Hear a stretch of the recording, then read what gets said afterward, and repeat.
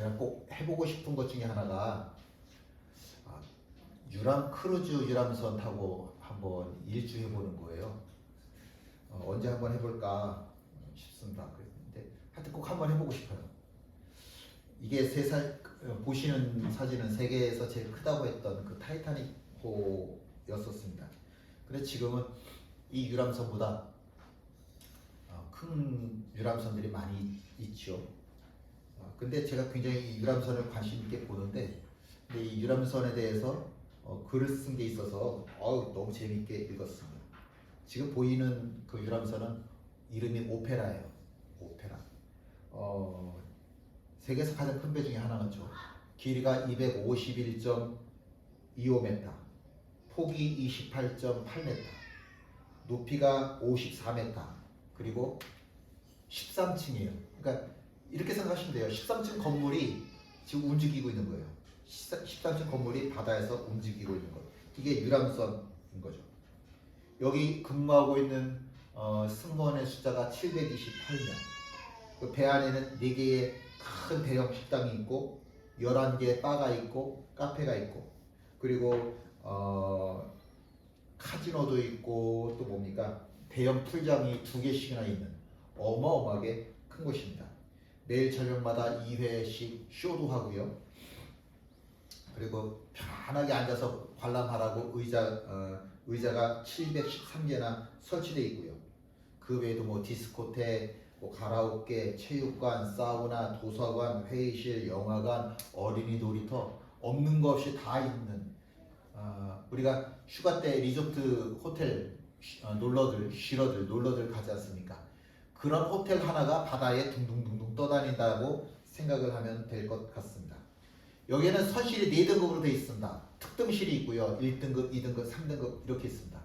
특등실에 가면 아주 방이 널찍하고 대형 소파, 아주 좋은 모든 뭐라고 그럴까요? 가재도구들로 꽉 채워져 있는 그런 곳. 그리고 딱 창문을 열면, 문을 열면 발코니가, 테라스 그러잖아요. 발코니가 널찍하니 있어서 바다를 쫙 품은 듯이 바라볼 수 있는 곳. 그게 이제 특등실이고, 1등실은 특등실의 반이더라고요. 딱 반. 문을 열면 이제 발코니 하나 조그맣게 이제 있는 거죠. 근데 2등실로 가면 문을 못 열어요. 바다 쪽으로 문을 못 열어요. 창문을 이렇게 보면 창문으로 바다가 보이는 거예요. 그런 게 이제 2등실이고, 근데 3등실은 어떨 것 같아요? 특등실, 1등실, 2등실 이렇게 둘러싸여져 있는 한복판에 이제 3등실이 있는 거예요. 그러니까 사방이 다 막혀져 있어서 유리창 하나 없는 곳. 그게 이제 3등실이에요. 그렇게 특등실, 1등실, 2등실, 3등실 이렇게 되어 있습니다. 처음에 배를 딱 탔더니 이틀 동안은 사람들이 너무너무 행복해 하더래요. 근데 딱 이틀 지나니까 집을 떠났으니까 아무리 편해도 피곤하겠죠. 사람들 얼굴에 피곤한 기색이 가득가득 채워지더라는 겁니다. 한 나흘 지나니까 사람들이 긴장이 풀어졌는지 이제 막 부부지간에 이제 싸우기도 하고 이런 일들이 있더래요. 근데 밥을 먹으러 가면 보통 밥을 먹는 시간이, 우리는 뭐 10분, 20분이면 밥을 다 먹습니다만은 유럽 사람들은 보통 밥을 먹으면 2시간, 3시간씩 이렇게들 먹잖아요. 근데 지난밤에 뭐 어떻게 싸웠는지 밥을 먹는 동안에 말 한마디도 안 하고 그냥 싸늘한 분위기 속에서 밥을 먹는 그런 부부들도 있다고 그래요. 근데 밤이 되면 또 술 먹고 노래하고 춤을 추고, 배가 항구에 도착하면 다들 내려가지고서는 관광하고, 이런 삶들이 이제 8박 10일 동안 계속 반복이 되어지는 겁니다. 8박 9일 동안. 그러다가 9째 날 배가 처음에 출발했던 곳으로 딱 도착을 하니까, 목적지에 딱 도착을 하니까 사람들이 주저하지 않고 짐 싸서 빨리 내리려고 막 기쓰고 내려가는 거죠. 서로 기쓰고 내리더니 아무도 미련 없이 다 어디를 향해 가요? 집을 향해. 그렇게 비싼 크루즈, 평생 소원이라고 하던 크루즈 한번 탔는데도 불구하고 아무도 나 이 배에 더 있을래 이런 사람 없이 자기들 집으로 곧장들 달려가더라 하는 거죠. 그걸 보면 이 유람선의 삶이 우리 인생의 축소판이다라고 이야기할 수도 있을 것 같습니다. 이 안에는 선실이 우리가 잠을 자는 곳이 잠을 잘 수 있는 곳이 4곳이 있다고 그랬죠. 특등실이 있고 1등실이 있고 2등실이 있고 3등실이 있고 특등실은 딱 문만 열면 바다가 자기 가슴에 싹 들어올 만큼 널찍하니 아주 좋은 곳. 근데 3등실은 창문 하나 없는 곳. 그런 곳이란 말이에요. 그러면 한번 생각을 해볼까요? 특등실에 있는 사람은 사람들이 다 부러워하는 좋은 조건을 가지고 있는 사람들이잖아요. 행복할까요?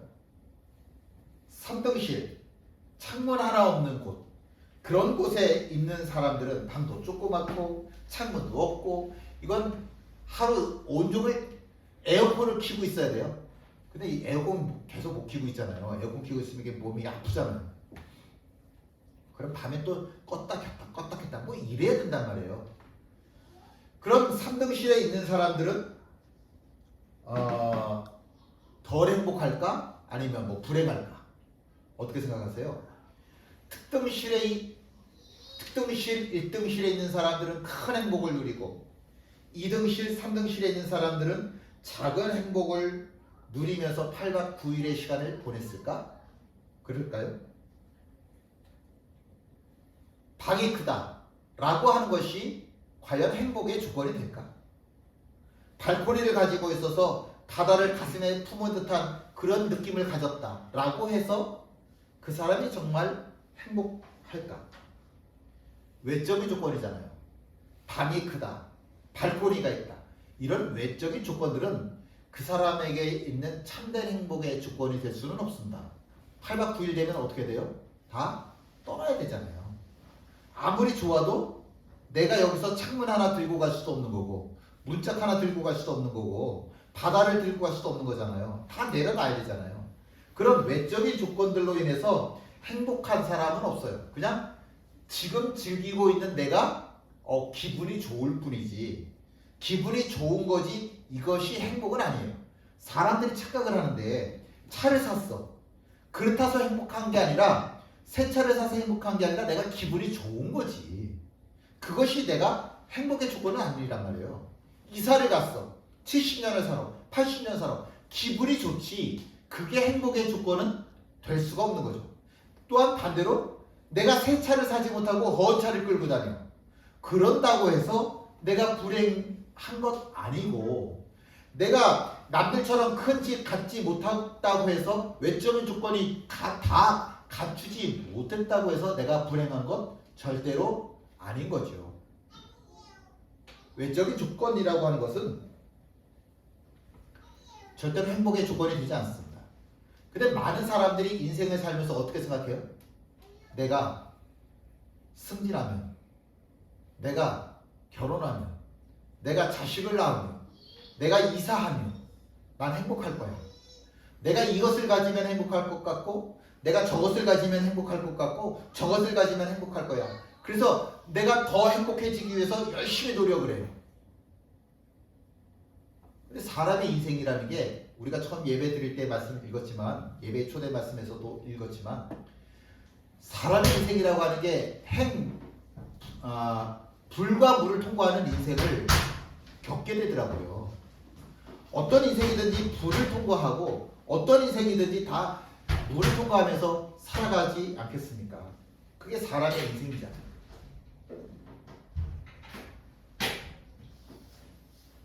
그런데 과연 불과 물을 통과한다고 해서 그 사람이 불행할까? 우리가 좀 한 가지 생각을 바꿔야 될 것이 내가 무엇을 가져야만 행복하다? 이건 거짓말입니다. 오히려 무엇을 갖지 않아도 감사할 수 있는 그것이 진짜로 내가 행복한 거예요. 가져야 행복한 것이 아니라 갖지 않아도 감사할 수 있을 때 그것이 내가 행복하다라고 이야기할 수 있는 겁니다. 내 아내가 내 맘 같지 않아. 그래도 감사할 수 있으면 내가 행복할 수 있어요. 내가 원하던 일이 안 이루어졌어. 그래도 감사할 수 있으면 행복해요. 제가 지난주 설교를 준비하면서 이렇게 설교 때문에 오랫동안 제가 고민했던 적이 또 있었을까 싶어요. 지난주 설교를 마치고 나서 이런 생각 저런 생각 자꾸 반복을 합니다. 마음이 너무 불편했어요. 우리 이런 설교를 나눴었죠. 로이스라고 하는 여인이 이스라엘 여자가 다른 나라 이방 나라에 가서 사는데 일찍 과부가 됐어요. 남겨진 거라고는 딸 하나밖에 없었어요. 그 딸 정말 자기 인생 희생해가면서 헌신하면서 잘 키웠죠. 그렇게 애지중지 키웠는데 이방 나라 살다 보니까 이런 일이 있을 수 있겠나 싶겠지만 이방 나라 안에 살다 보니까 이방인하고 결혼을 했어요. 이스라엘 사람이 아닌 그 나라 사람하고 결혼을 하게 된 거죠. 그래 잘 사나 보다 했더니 웬걸 자기 딸 유니게도 일찍 과부가 되고 말았어요. 그리고 아들 디모데 하나 남은 거예요. 그럼 외할머니 로이스하고 어머니 유니게하고 이 아들 하나 남은 피부치 하나 혈육이라고 하는 이 디모데밖에 없는데 이 디모데를 얼마나 애지중지하면서 키웠겠습니까? 자기 인생 다 바쳐가면서 로이스도 외할머니 로이스도 어머니 유니게도 정말 헌신하면서 이 아들 손주 디모데를 위해서 살았겠죠. 나를 위한 인생이 아닌 거예요. 그럴 때는 날 위한 인생이 아니라 내 손주 내 아들을 위한 인생을 살게 되는 거죠. 어느 날 자기들이 살고 있는 루스드라라고 하는 이 도시에 사도 바울이 와서 복음을 전하는데 이런 메시지예요. 예수가 메시아다. 예수가 그리스도시다. 예수가 구원자시다. 누구든지 주의 이름을 부르는 자는 다 구원을 받을 것이다. 이 메시지를 전하는 거예요. 그 메시지를 듣는데 이 로이스의 마음이 유니게의 마음이 막 뛰는 거죠. 이것이 바로 내가 들어야 하는 복음이구나. 이제껏 내가 기도해왔던 말씀 가운데서 들어왔던 구원자가 오신다고 했는데 이 말씀이 이루어진 것 바로 예수님이시구나. 이게 고백이 되어지는 거죠. 근데 웬걸 이것이 바로 복음이구나 라고 해서 그 복음을 딱 붙잡고 난 오늘부터 예수쟁이가 되겠습니다 라고 작정을 했는데 며칠도 안 가서 이 루스드라 사람들이 사도 바울을 개패듯이 패는 거죠. 그리고 죽었네. 재수없어. 우리 갖다 버리자. 그리고서는 시체인 줄 알았던 사도 바울을 질질 끌고 나가서 성 밖에다가 버려버리는 거예요. 사도 바울을 보면서 로이스와 외할머니 로이스와 어머니 유니게는 분명히 고민이 됐을 거예요. 무슨 고민이냐? 예수를 믿는다고 하는 건 낭만이 아니구나. 그냥 단지 주여 믿습니다. 이게 신앙이 아니라 내가 예수 믿다 보면 박해를 당할 수도 있고 사도 바울처럼 죽음이라고 하는 것을 맞이할 수도 있겠구나. 예수 믿는다고 하는 건 절대로 낭만이 아니구나. 그걸 고민을 하겠죠. 그걸 고민하다가 내린 결론이 뭐냐면 그래도 변함없는 것보다 예수는 주님이시다. 예수는 구원자시다. 예수가 바로 메시아다. 누구든지 주의 이름을 부르는 자는 구원을 얻으리로다. 내가 주의 이름을 불러 나는 구원받은 자로 내가 살아가겠다. 이게 결단하는 거죠. 이렇게 결단하는 거예요. 죽어야 된다고? 죽지 뭐. 왜? 내가 이제껏 살아왔던 게 디모데를 위해서 살아온 것처럼 살아야 되는 이유가 있고 죽어야 되는 이유가 있을 터인데 내가 이제부터는 살아도 주를 위하여 살고 내가 죽어도 주를 위하여 죽겠다라고 하는 것이 고백이 되어지는 거죠. 근데 중요한 건 이거예요. 그런 외할머니, 그런 어머니 유니게를 보면서 이 어린 소년 디모데가 마음이 감동이 되어지는 거예요.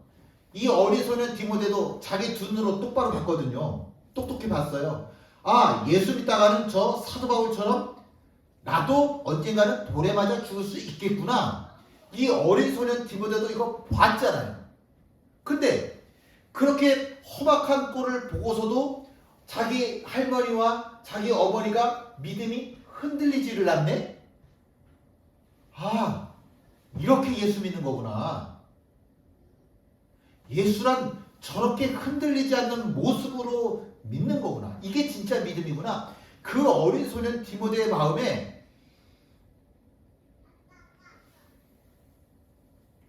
로이스를 보면서, 유리게를 보면서 믿음이 무엇인지를 깨닫게 되는 거죠. 여러분, 하나님은 눈에 안 보여요. 하나님을 보았다고 한다면 그 사람은 즉사를 하고 말 거예요. 왜냐하면 하나님은 워낙 강렬한 빛이시기 때문에 누구도 하나님을 보고 살 수 있는 사람은 없어요. 그런데 하나님을 볼 수 있는 방법은 있어요. 어떻게 보냐? 디모데가 자기 할머니를 보니까 하나님이 보여. 디모데가 자기 어머니를 보니까 하나님이 보여. 이 방법으로만 하나님을 볼 수 있는 거예요. 이 방법으로만. 다른 방법으로는 하나님 못 봐요. 다른 방법으로는 못 보고 내 할머니를 봤더니, 내 어머니를 봤더니 하나님이 보이는 거예요. 아, 이런 거구나. 그래서 디모데가 하나님을 보았고 진짜 예수쟁이 된 자기 외할머니, 진짜 예수쟁이 자기 어머니 보았고, 그래서 자기도 진짜 예수쟁이가 되는 겁니다. 내가 이 세상에서 제일 사랑하는 외할머니가, 내가 이 세상에서 제일 사랑하는 어머니가 하나님을 선택했어? 디모데가 기도하죠. 주님, 저도 하나님을 선택합니다. 저도 하나님만 바라보고 살겠습니다. 저도 예수 믿는다고 하는 것이 어떤 의미인지 알겠어요. 그러나 그럼에도 불구하고 나는 예수쟁이가 되겠습니다. 디모데가 세상을 놓고 부활의 주님을 놓고 무엇을 선택할까 고민할 때 나는 부활의 예수님을 선택하겠습니다. 그렇게 결단하는 겁니다. 그런 믿음 있는 소년을 제일 관심 있게 바라본 눈이 있었는데 그 눈이 누구냐면 하나님이에요. 세상에서는 점도 안 되는 너무너무 작은 마을에, 외진 마을에 살고 있는데, 근데 어른 축에도 끼지 못하는 애인데 그런 디모데를 하나님이 보시는 거예요. 여러분, 하나님 눈이 지금 나를 보고 계셔요. 내가 믿음으로 살고 있는지 안 사는지 그렇게 중요할까? 안 중요할 수 있겠죠. 세상에서 볼 땐 안 중요해요. 그런데 나라고 하는 한 사람이 믿음으로 온전히 믿음으로 살아가려고 애쓰는 모습이 누구한테는 중요한 문제냐면, 누구한테? 하나님에게는 중요한 문제예요. 나 같은 사람의 믿음? 예, 집사님 같은 사람의 믿음이 하나님에게 중요한 거예요. 집사님의 믿음이 그럼에도 불구하고 내가 붙잡으려고 하는 이 하나님, 보시지요 하는 이 마음, 그 마음 가진 사람을 하나님의 눈으로는 너무 귀하게 바라보고 있는 거라고요. 하나님이 날 보세요. 하나님이 날 보실까? 네, 하나님이 날 보고 계십니다. 그래서 사도 바울과 함께 디모데가 전도 여행을 떠나게 되는 겁니다. 자, 그러면 눈에 넣어도 아프지 않을 자식 디모데를 위해서 가장 많은 기도를 한 게 누구예요? 로이스 할머니, 어머니 유니게. 이 두 사람이 가장 많은 기도를 했을 거 아니에요. 근데 뭐라고 기도하겠어요? 우리 권사님한테 여쭤볼까요? 뭐라고 내 자식을 위해서 기도하겠어요? 내 자식이 하나님의 사람 되게 해주세요. 내 자식이 하나님 손에 붙잡혀진 자식 되게 해주세요. 평생 이러고 기도했을 거 아니에요. 로이스도 유니게도 똑같은 기도했을 거라, 하나님, 디모데가 하나님 손에 붙잡혀진 하나님의 아들로 살게 해주세요.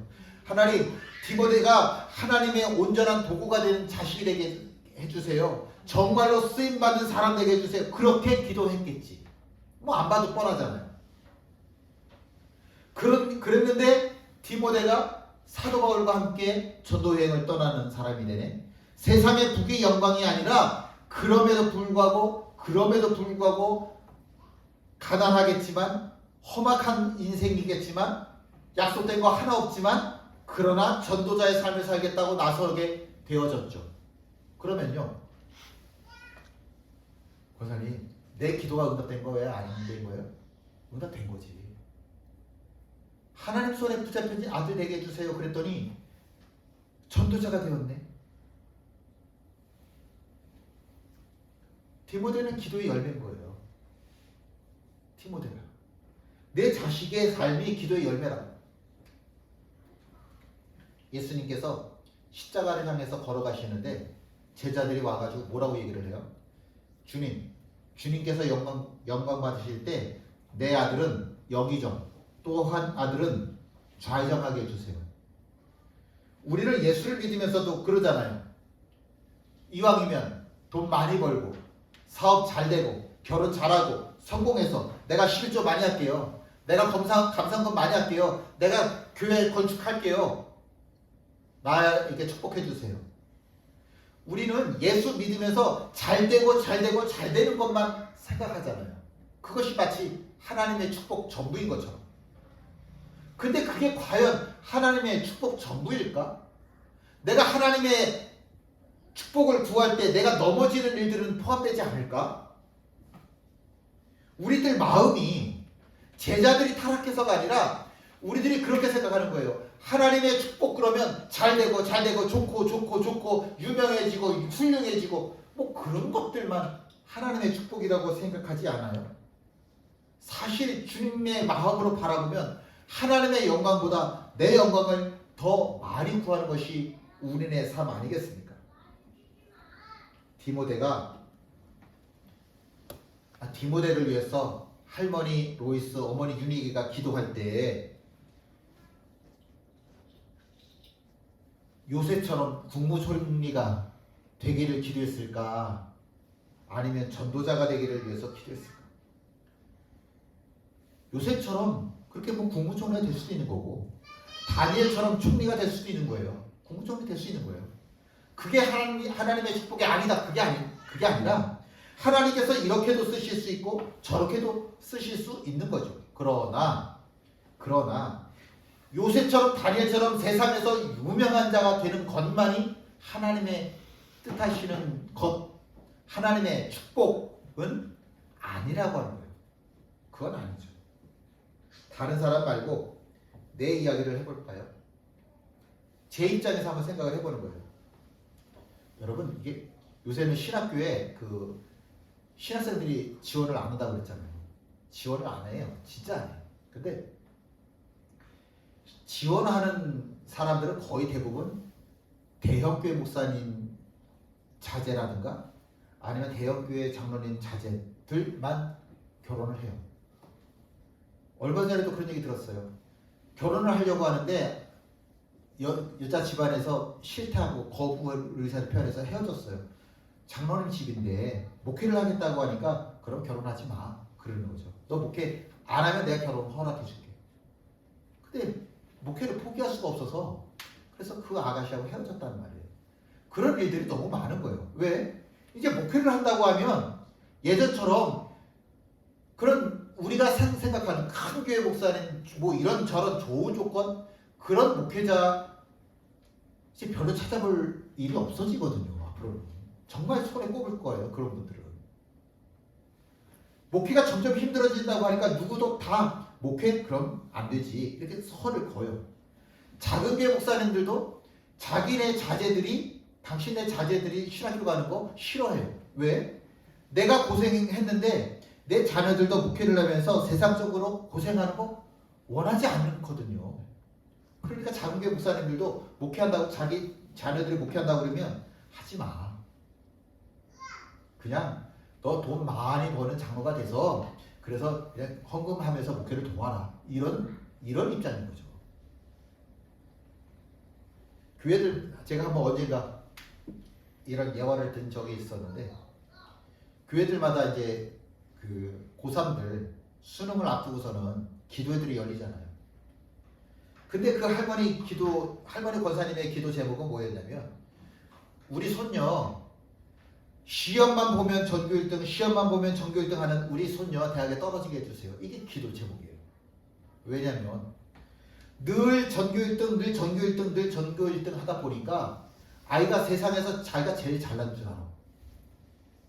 실패를 모르니까. 하나님, 내 손녀지만 이번 대학교 시험에 떨어지면 좋겠어요. 근데 정말 떨어졌네.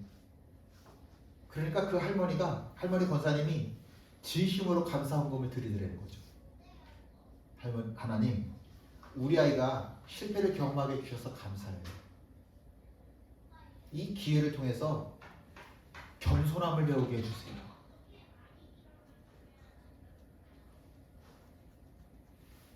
디모데는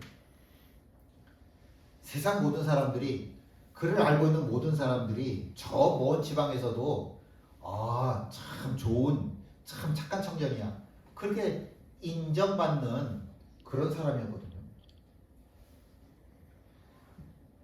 디모데도 아마 그런 똑같은 생각하지 않았었을까요? 내가 돈 많은 장로가 돼서 헌금 많이 하는, 구제 많이 하는 그런 장로가 되면 되잖아. 그거 하나님의 일 맞잖아요. 하나님의 일 맞잖아요. 딱 그런 장로가 될 거야. 그럴 수 있잖아요. 근데 그런 모든 세상의 욕심을 놔두고 온전히 나는 복음을 전하는 사람으로만 살아가겠어. 그건 전도자, 사도 바울과 함께 전도자가 될 거야. 그렇게 길을 나서는 거죠. 과연 이 모습을 보면서 할머니 로이스가, 어머니 유니게가 축복했을까? 아니면 내 자식 하나님한테 뺏겼네, 그리고 한탄했을까? 어떨 것 같아요?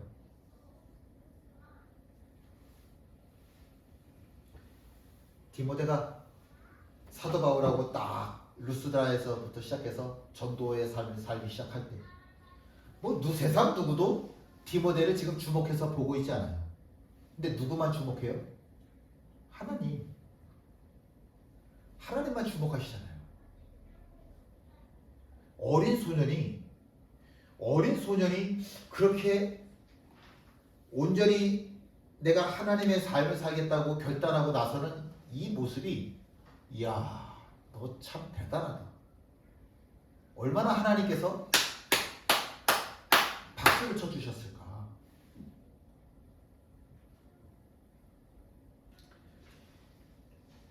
자, 그러면 디모데의 삶, 이제 디모데는 세상에서 유명한 자가 되게 틀렸네. 그러면 성공한 인생입니까? 실패한 인생입니까? 행복한 인생입니까? 불행한 인생입니까?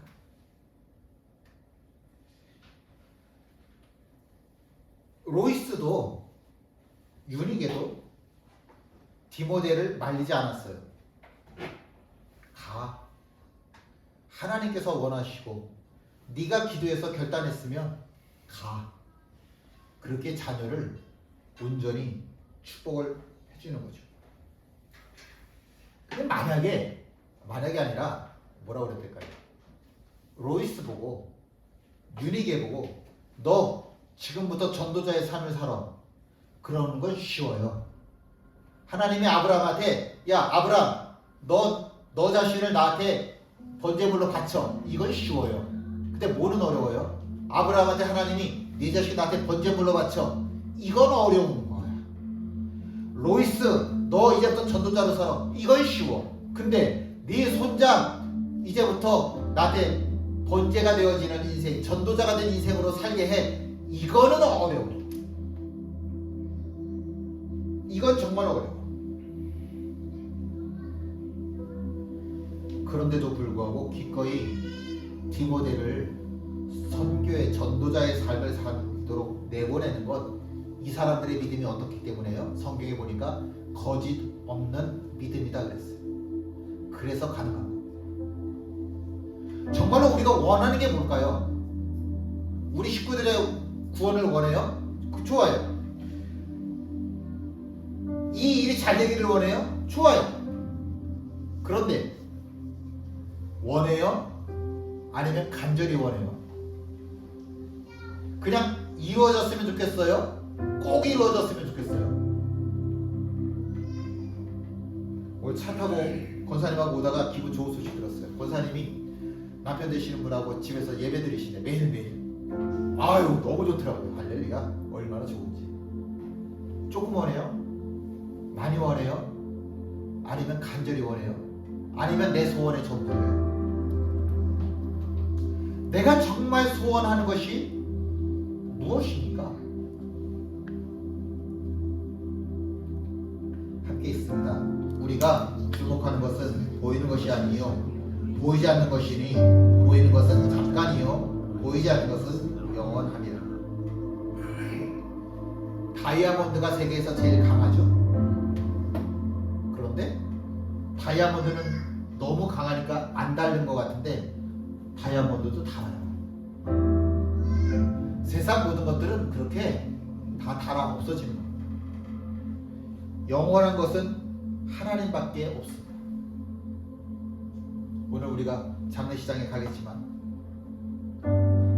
영혼만 영원한 거예요. 육신은 쇠해요. 예전에 그 아버님 되시는 분이 많은 걸 가지셨대. 그럼 뭐해? 다 내려놔야지. 그건 영원한 게 아니거든. 영원한 게 아니거든. 영혼은 인간의 눈에 안 보여요. 우리 하나님을 바라보자고요. 정말로 원하시는 게 뭡니까? 우리 그거 놓고 한번 기도해 보려고 그래요. 이 시간. 뭘 원하세요? 조금 원하세요? 많이 원하세요? 아니면 내 생명을 걸고라도 원하세요?